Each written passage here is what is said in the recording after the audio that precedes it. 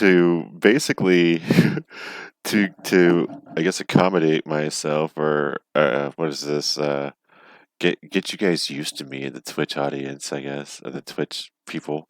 But I'm gonna kind of do a quick rundown of memory lane, I guess, and show you some of the swag that I've picked up over the years at some of the video game conferences.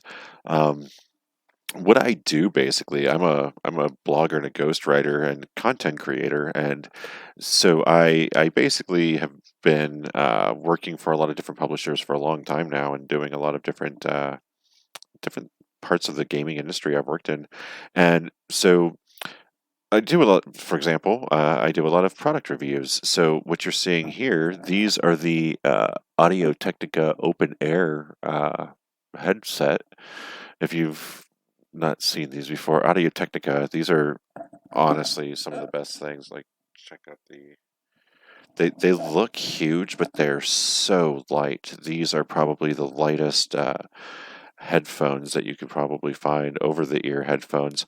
I've tried a ton of them. I've got a ton of different brands. I'll show you some of that stuff in a bit, but actually, you know what? This it's about as good of a time as any, I suppose, to run some of that down too.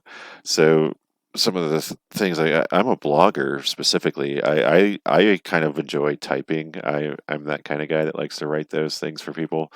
So the keyboards and mice I definitely held on to. I got rid of a lot of the headsets. I only kept some of the ones that I really enjoyed, which is, I mean, this is one of them, the Open Air from Audio Technica. Audio Technica is a solid company, but but on the keyboard end, I keep all of them. So this is a Bloody keyboard, the B95 from Bloody, with optical switches.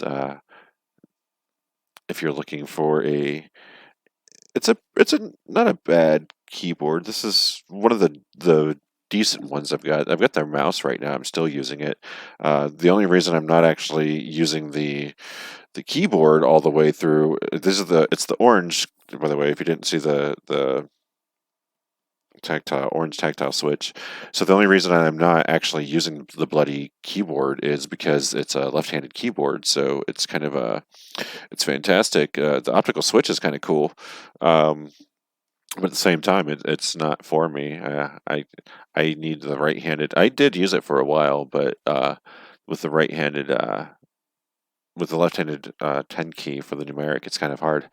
So here we've got, this is the Division Zero, the X40 Pro mechanical gaming keyboard. This was right when they made DOS Keyboard and Division Zero. They kind of did the rebranding with all of that. Also came with an extra panel to go with everything. This is actually, it's a really good mechanical keyboard. This is one of the ones that I used for quite a while. The problem was I broke one of I was like the Alt key, and I didn't have a replacement for it at the time. And so I switched it out when I moved. And actually, well, it's going to be at the bottom of the one that I'm actually using right now.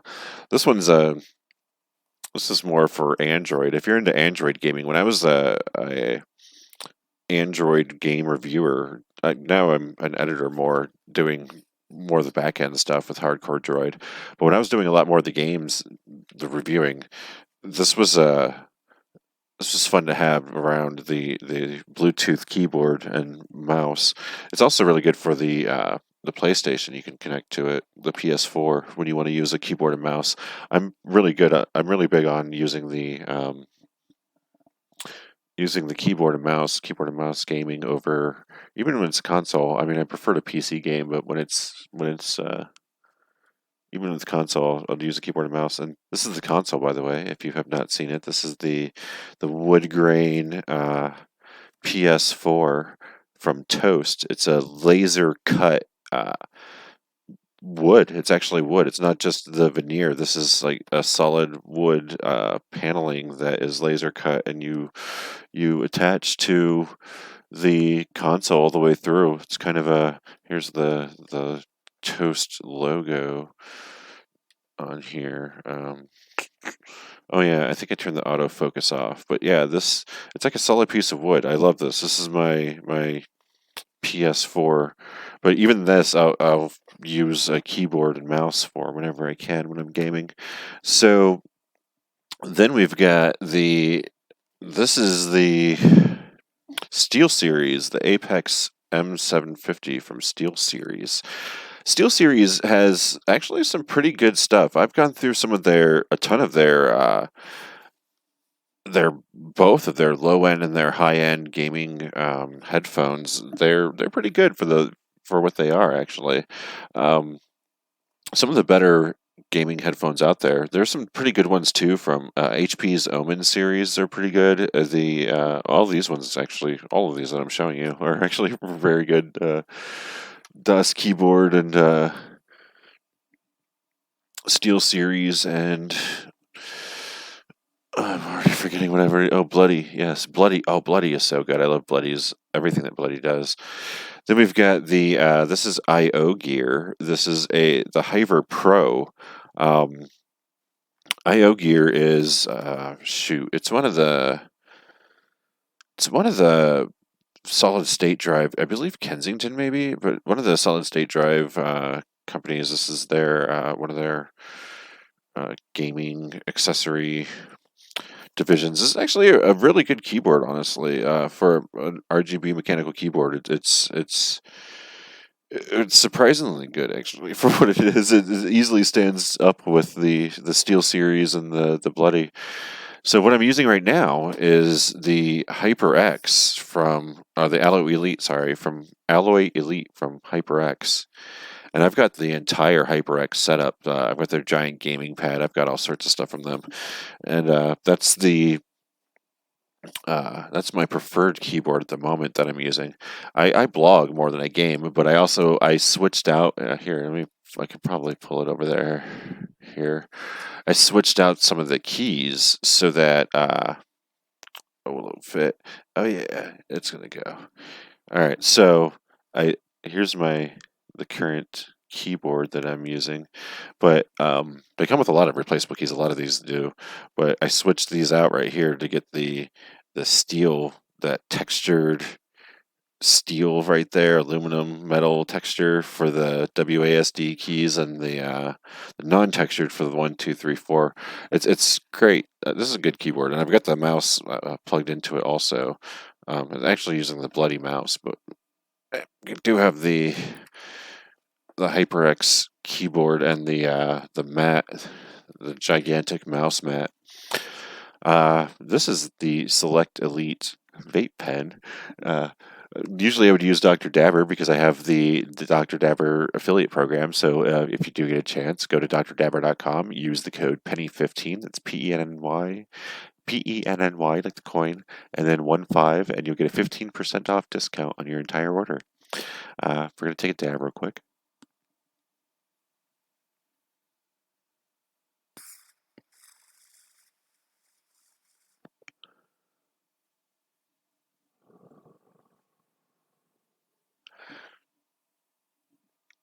So now we're getting down into some of what I don't have right now. The keyboard for is Razer, but I do have their Team Razer esports thing from their trade shows.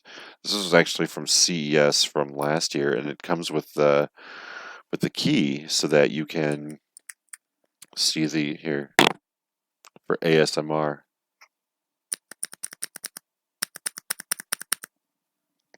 That is the Razer Green. Is this one? Pardon me. That dab kind of hit me. So yeah, this is the tactile and clicky Razer Green mechanical switch. And it's on a lanyard, on the esports. This is esports Razer lanyard. From E3, this is the one of the many Nintendo. This particular one is from the 30th anniversary of Super Mario Brothers. So this is one of my fun Nintendo collectible lanyards, all the different Marios that they have on this thing. This is like my fancy tie version of a lanyard when I get to different events.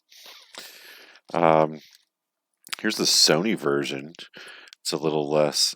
So they do for their press conferences. They don't do the lanyards actually. They'll do the wristbands. And actually, hold on. I've got so yeah. Here.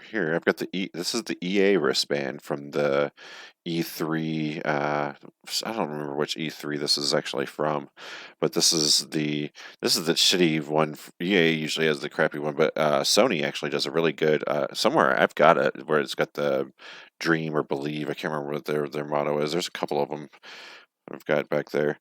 Then we've got these are the weed versions. So Leafly actually does a pretty good job of doing the same thing that the gamers do. So they've got the Team Indica and Team Sativa for and then on the back there's just a bunch of strains that are from the Leafly database. And then they have the pins that they give you out. They also have a Team Hybrid, but I gave that to a friend. And so they have the pins that you can match up the pins with all of the different strains and collect all that stuff. So they do that collectible gamification thing, even in the cannabis industry. When you go to all the cannabis things, then when you go through all that stuff, we've got some of the fun pins. So this is the Xbox. This is from E3 June 16th to 18th, 2015. This is the 2015 Xbox pin from E3. Um, then we've got there's a couple of these were for that Nintendo 30-year anniversary. These are a couple of their. It might be the same E3. That might have been 2015 also, but these are the collectible pins for that. Then we've got from BlizzCon. If anyone's familiar with the Blizzard collectible pins, this is from one of the random BlizzCons at some point or another. This one actually could have been too from PAX, from Hearthstone's booth in the PAX booth. This one is actually not gaming related, but I like it because it says I cheated on there. But it's the Impossible Burger. When they launched the Impossible Burger on at CES, this was the pin that they gave out. And then also in the food related, we've got a ton of. This is the Jelly Belly. This is their PR stuff. They'll usually put them on these USB drives, and any of the sorry, I was about to poke myself with a pin. Any of the USB drives, if they're kind of something interesting, I'll hold on to it. And Jelly Belly is kind of one of those iconic brands for me, I guess, in my nerddom. But yeah, there's a bunch of those. Also, I have a Jack Daniels one that's really cool too. Key over there. And then we've got, I mean, when you get into E3, they've got so many different things. I've got a ton of stuff. I throw away a lot of it, honestly, or sell a lot of it because it ends up being too much. But they've got these capes here from uh, Fable Legends, each the two different factions of Fable Legends, basically. So you've got, here's the crest of one of them. Eh. And then here's the other one. So these are I gotta hang these up actually. I forgot I had these. I should probably put these. They kind of fit with the motif back there. The white stripes, fucking looking thing back there. It's actually Hunter S. Thompson is what's back there because I'm a journalist and he's like me. He was a very intelligent man who was very bad at his job, but very good at telling a story. Anyways, even if it wasn't a story he was hired to tell. So yeah, this is basically my going through, man. E3 is going to be, I don't know how they were going to get by without this year anyways. This was always going to be kind of a crazy year for E3. And yeah, I don't know. It's a good thing because everybody was dropping out anyways. You had Nintendo, you had Sony, they were all dropping out. EA, all these people that have been showing off. When you used to go to E3, I mean, before, oh, geez, there's so many different layers of E3, but in the LA E3, but let's say the early 2015, 2010s. We'll say the 2010s E3. Before all I guess the early 2010s, before all the people came, the it became open to the public. It was just I don't know. It was different back then than it is what it is now.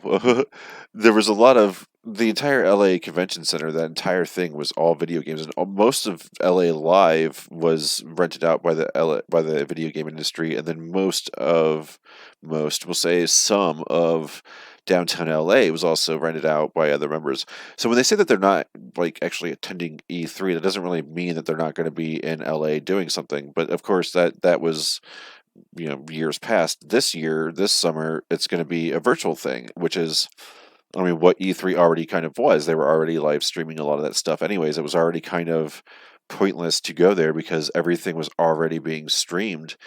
And I mean, during the 2010s, you really got to see where Twitch and YouTube, even where the YouTube gaming and Twitch, they started off where they were in the press room with me. Then all of a sudden, all these Twitch streamers were in their own area, right there with IGN had their own area, their own booth, and YouTube and Twitch, they all had their own booths. And that was because they had extra space. And a lot of these companies just can't compete. I mean, it's really expensive to make a game, and especially a free to play game. Um, and over the years, I mean, Android gaming, it's funny because I work for Hardcore Droid, and I was doing a lot of the Android game coverage, but I always got sad whenever I would see like EA include the really shitty versions. EA is a really terrible Android developer. Uh, when they would include that stuff in those Android mobile games in their press conference, it was always kind of depressing. But yeah, it's gonna be interesting to see what E3 is. I'm gonna definitely start streaming everything across my Twitch channel. I'm learning Twitch. I apologize that I haven't been doing much on here. I need a dedicated streaming box. I do play a lot of games. It's mostly casual stuff. I play on the Switch. I'm gonna figure out how to get that logged into here. And then I do play some of Smite. Actually, I'll see if I can get some stuff streaming on there too. But a lot of that's going to depend on my connection. I've got a pretty good a couple solid state drives. Both who was it that sent it? Oh, Kingston. Kingston is the IOGEAR. Kingston sent me one of their solid state drives, and so did who was it? Western Digital's no Seagate. Seagate. I have a Seagate solid state drive also. So I mean, I've got a pretty decent rig going on, and I'm improving everything on my desktop. So right now I'm streaming all this on my laptop. But yeah, I'm gonna try to get some more content running on these channels and get that going. It's going to be a lot more fun. And this is it's 420. It's actually 424 2020. So 424 2020 is what today is. So it's a double 420, like a double rainbow. So this is my rainbow vape, and I'm gonna do a double fucking hit from the vape to celebrate said 420.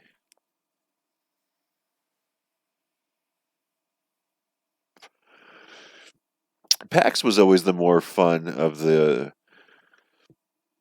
events. BlizzCon is okay. The Nintendo stuff is cool. It's all fun, but the PAX is the most inclusive of all the gaming things. And PAX, I think I've always felt was more real to gaming and a better gaming event any all around than what E3 was, anyways. Oh no.